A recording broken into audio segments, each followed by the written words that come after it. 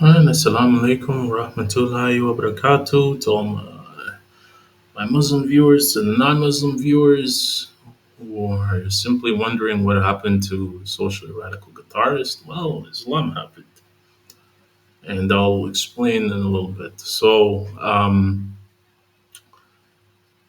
In Islam, um, I'll just start basically with the Sunni ruling. So the Sunni ruling, believe it or not, is actually not as strict as the Shia ruling. So Sunni ruling, and I'm a Shia Muslim, not a Sunni Muslim. So the Sunni ruling is that musical instruments are haram. So um, of course, you can't sing about anything. There are certain things that you sing about that is haram. It's in general certain speech that you do falsehood, like advocating for haram, advocating for zina, things like that. That would be unacceptable, even in Sunni fiqh. But in general, the sheeds are halal. They're considered halal as long because they don't have musical instruments. So this is the basis for that ruling: is that a lot of um, ahadith will deem musical instruments to be haram. So people among my nation will drink wine, calling it by another name, and musical instruments will be played for them, and singing girls will sing for them. Allah will cause you to swallow them up, and will turn them into monkeys and pigs. So that's pretty clear what it's saying there. Um, Musical instruments are haram. There's a noted one in Sahih al Bukhari, which we think is in the Shia tradition would not take this hadith. That we wouldn't accept the notion that the Messenger of Allah subhanahu wa ta'ala would allow musical instruments or haram to be going around him and for him to be partaking and listening to it while basically in his house in the comfort of his own home and while Aisha is there. So it says Abu Bakr came to my house while two small Ansari girls were singing beside me, so and Aisha, and the stories of the Ansar concerning the day of Wath, and they were not singers. Abu Bakr said protestingly, musical instruments of Satan in the house of Allah's Apostle will happen on the day, and Allah's Apostle said, "Oh, Abu Bakr, there's a need for every nation in this society." And women singing is actually haram in Sunni Hadith, in Sunni fiqh. Um, so now we go to basically what Shia fiqh is, and basically the Shia ruling on music. So um, there's one that I think it's kind of like a famous hadith, um, because I think it's kind of an ironic and interesting one.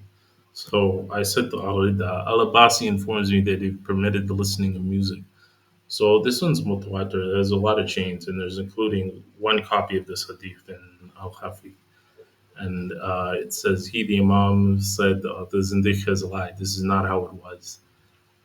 He asked me about listening to music, so I informed him that a man came to Abu Jafar Muhammad ibn Ali ibn al Hussein and asked him about listening to music. Alayhi wasallam.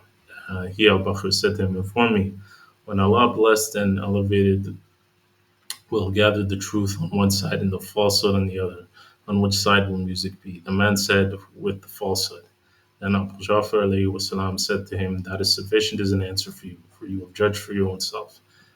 Al Huda said, this was my conversation with him, Al Basi.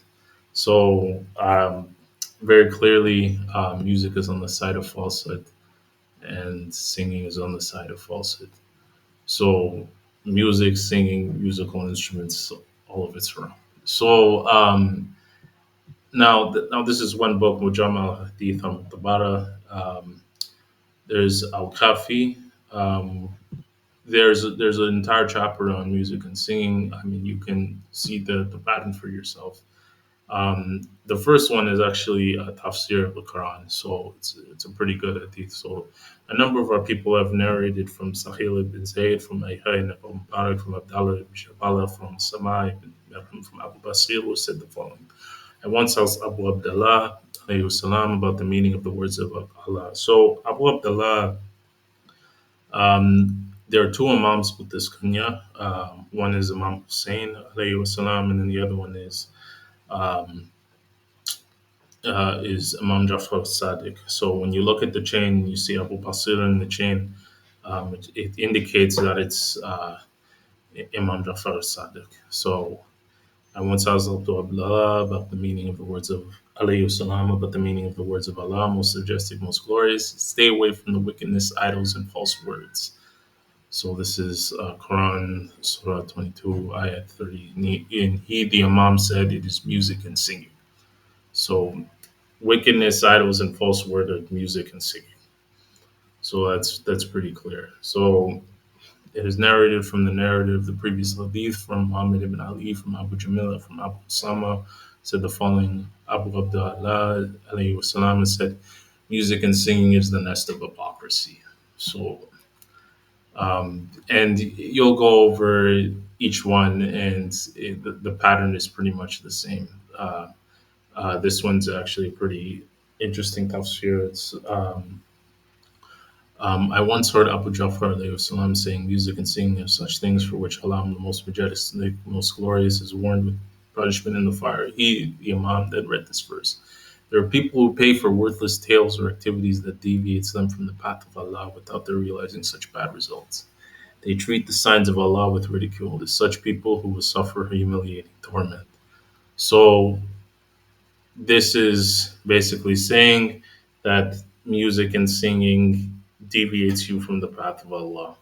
Very clear. And it's a time consuming thing that keeps you away from Allah, keeps you away from being near to Allah, keeps you away from following Allah, keeps you away from your prayers, and keeps you away from zakat and all of the other obligations you have as a Muslim. So, haram. Basically, haram. And that's if you were to take the Akhbari approach and assume all narrations are sahih until proven otherwise with the Quranic verse that contradict them or something like that, then uh, you would take this entire chapter, take all of the hadiths, and declare music, instruments, Quran, uh, clear as day, simple as that. Now, some people think that the Usulis mistakenly have permitted music. So when you take the Usuli methodology, and actually there isn't a problem with either methodology. You can actually there actually is evidence for Usulism in Bihar al Anwar and other narrations. The Imams themselves have given instructions to follow jurists, like a few jurists, not a lot of jurists, but a few jurists that are knowledgeable, that are biased, and it has to be a few of them, not a lot of them. So that's the whole marja system, where it's basically top of your class out of the hazak, and you have enough of a following that you can be an ayatollah, and then an ayatollah can be a marja that makes the rulings. So that's the sort of thing that accompanies the Usuli system. Most people, when they graduate from the Hazas, like it's basically a 10-year education system after you graduate, usually are qualified to lead prayers, to give sermons, and things like that. But you yourself generally would follow a marja, but you are a mujtahid yourself. So you can also act independently based on rulings, based on your understanding of hadith and things like that. So what has he said about music? Now, if you look at the Q&A, um, basically music that is suitable for entertainment and amusement gatherings is neither permissible to deal in nor adult allowed to use them. So some people mistakenly believe that because he has said that um, music, that there's some music that's permissible and some that isn't, that he's permitting music in general. But and also songs are haram absolutely. So he said that all singing is haram. Men singing, women singing, doesn't matter. It's haram. But if you people who say that he's allowed some types of music have kind of misunderstood uh, rule number one, the rule of taqlid, which is the most important one. So a Muslim's belief in usul ad-din, the fundamentals of religion, must be based on personal insight, grounded in reason. You can't follow any one of the fundamentals of religion. So this basically means that if he's making a ruling for the sake of taqiyya, like he makes a ruling saying we cannot insult the Sunni sacred figures, or we can't curse the sacred figures of Sunniism. And he does that for the sake of taqiyya, or the sake of unity, the sake of not disrupting a front of an Axis resistance that's fighting. It doesn't necessarily mean that if you're in a better position and you can perform Latin on these individuals, that it's not a religious responsibility for you to do so, according to Shias, because actually um, disassociating from the enemies of the Ahlul Bayt, disassociating from um, those that unjustly took the Khalifa away from the rightful leaders of the Khalifa, and um, putting yourself explicitly on the side of Ahlul Bayt is a fundamental of the religion. So that's actually very clear. There's hadith, later chapter, book four of volume one of Al Khafi, that basically says there are those that claim to be the Imam with divine authority. Those so basically there are three kinds of people that Allah will not look upon, will not purify, and they'll suffer painful punishments on the day of judgment. They are those who would pretend to be the Imam with divine authority when they're not. Those that would reject the Imam with divine authority when they're not, and then also those that think that for the previous two, there's a share in Islam. Now, when you look at the later books, you actually see that it doesn't necessarily mean that the Sunnis are not Muslims. So, if you when you go to book two, it says that those you can accept Islam but not have iman, not have belief. And when you don't have iman, it means that you haven't accepted wilayat, which is a fundamental belief. It's one of the five pillars of Shiism. It's also the five pillars of what Shias believe to be the true Islam. But at the same time, you are called a Muslim. You can't say that they haven't accepted Islam. It's not. The hadith actually goes, if you were to say that they have iman when they haven't accepted wilayat, you would have lied. But if you were to say that they are not Muslims, you would also have lied. So this is from Imam Jafar Sadiq, the same person who said the other thing before about who has a share in Islam, what the actual religion actually is. So it's not black and white on that issue, but that's basically what that means. But going back to the main topic, which is um, taqlid and what every marja says about taqlid. So taqlid has to be done in a precautionary manner. So the first thing is when it comes to the fundamentals of the religion, you can't just blindly follow it. You have to understand what the fundamentals of religion are based on personal insight, based on research, based on using your akal, using your intelligence. And then you also have to do things in a precautionary manner when it comes to things that are not as explicit or subtle, like things like music, things that have a certain ambiguity to it. So, um, in exercising precaution, it says if a group of mujtahids consider an act unlawful and another group says it's not unlawful, the person must not perform that act. So, from a precautionary standpoint, whatever Sistani's ruling is, you have to understand what the other marja's rulings are and take the precautionary step in doing and avoiding what is considered lawful to at least one marja. Then another example of an exercise of precaution is a group of masjid is considered an act obligatory, and the other considered it mustahab. The person must perform it. So let's say, for example, um, one says it's recommended to do Juma prayer, and another person says it's obligatory to do Juma prayer if it's possible to do Juma prayer where you are. If there's enough Shias for you to do it, then you have to do Juma prayer. It's obligatory. So that's the examples. Those are the examples. So now you have to find what the strictest ruling is if you're an Asuli, if you're going by the Asuli method. So this strictest ruling is basically Sadiq al-Shirazi ruling on music.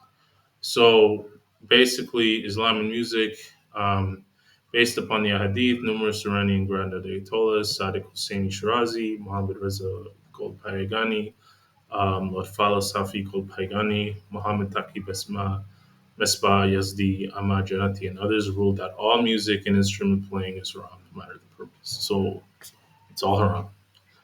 So as long as one of them made this ruling, or if there's a number of them that made this ruling, and they're numbered, not just one, then in the matter of obligatory precaution, you treat it as haram and you say it's not permissible.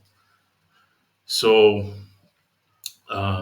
this is just kind of like a question answer session. So this is Al Habibi does taqlid of Sadiq al Shirazi.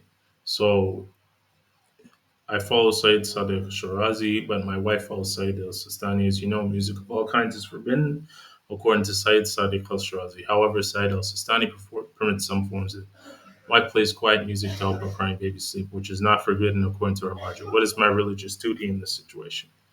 So, Bismillahir Rahmanir Rahim, Alhamdulillah Rabbil Alameen, um, and Salatu Salam Qasim Muhammad. So, anyways, what he says, the salutations to Muhammad and his family, and then he says, you must prevent her from playing music to the child, and she must abide as you are the guardian. So, if it's a man, and the man says follow the ruling in the family, it's pretty clear in Islam. It's pretty straightforward. There's a family unit. The man, the woman has to obey the man, and the woman should go by what the man says. So you must prevent her from playing music. The child, and she must abide as you are the guardian. That said, if the music is not lahwi, music played in places of morality and debauchery. So it's not if it's not club music or something like that. The prohibition is based on obligatory precaution. Um, as per the rules of obligatory precaution, you may refer to the next most knowledgeable marja who deems it permissible.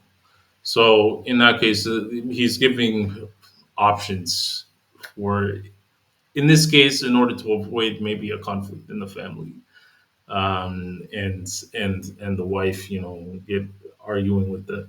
So basically, to avoid a huge problem, maybe if it's not like debaucherous music, if it's not like harmful music, if it's just like lullabies and stuff, maybe you can kind of let it go. But in general, he's trying to say the precautionary thing is to try to prevent it, prevent the music from being played. Now we'll go to actually a little bit more of a scientific analysis of music, actually. So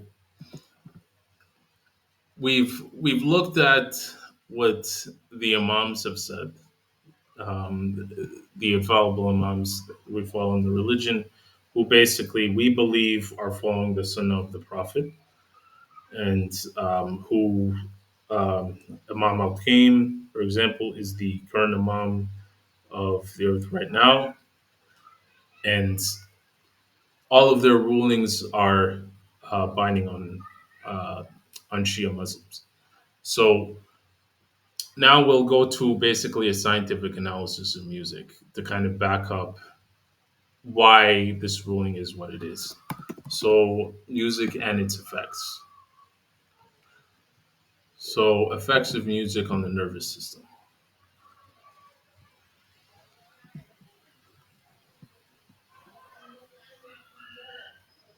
So I'll share this tab and stuff.